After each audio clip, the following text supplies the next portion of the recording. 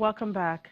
Nigeria's first ever diaspora bond of $300 million issued by the government in March has been honored the best deal of the year in the debt market category of the 2018 African Banker Awards. At the awards ceremony held at the sidelines of the ongoing African Development Bank annual meetings in Busan, South Korea, the lead arrangers, Standard Bank and FBN Quest Merchant Bank, were also recognized. The landmark diaspora bond is also due for another global award in London in about 2 weeks' time.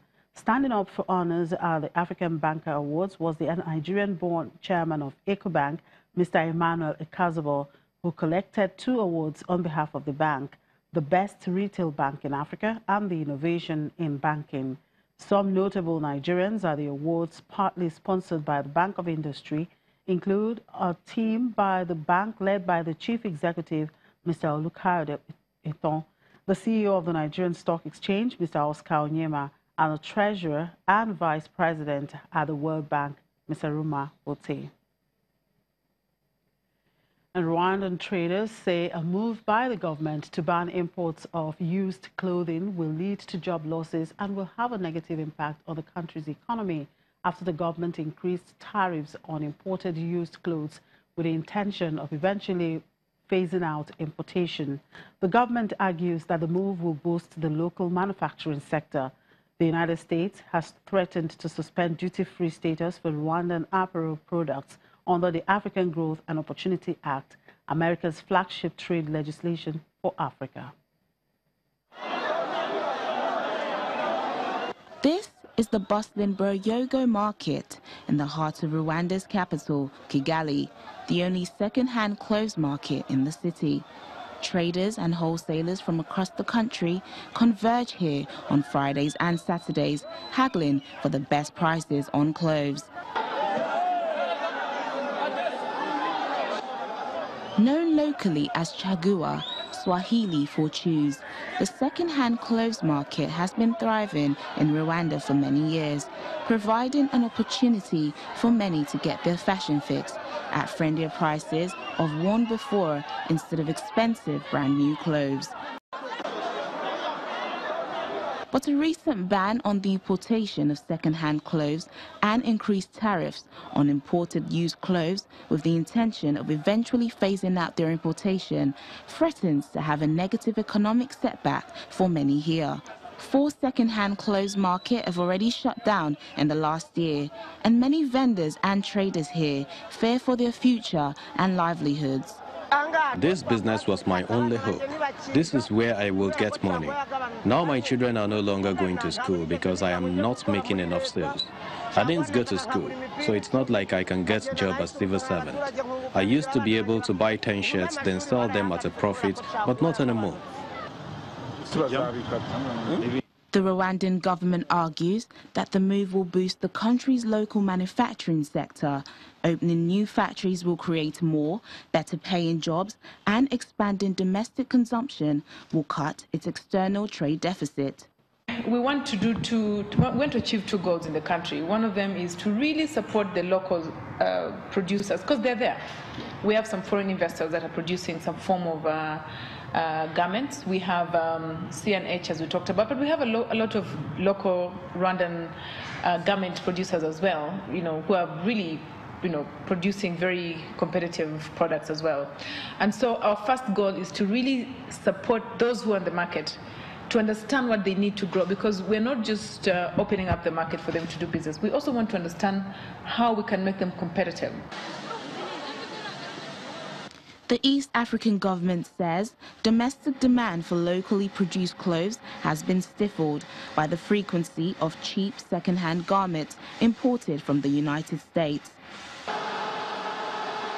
In response, East African Community members Kenya, Tanzania, Rwanda and Uganda increased tariffs in July 2016 as part of a gradual phase-out.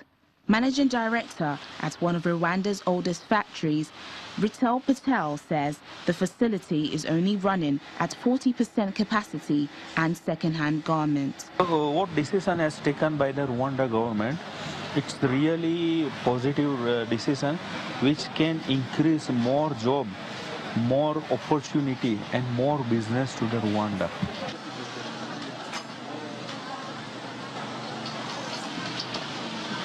Despite his aspirations, Rwanda remains only a small garment producer, and clothing shipped to the United States represents less than 4% of its total exports.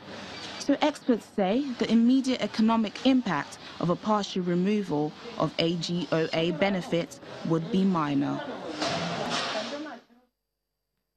And in Cameroon, one entrepreneur is making headway in beautifying the African woman in the African way. Frustrated by the lack of variety of makeup for African women, Kate Kume took her experience as a medical doctor and created her own line of products known as R&B Igbo. R&B is an acronym for Reveal My Beauty, and Igbo is a vernacular term meaning beauty.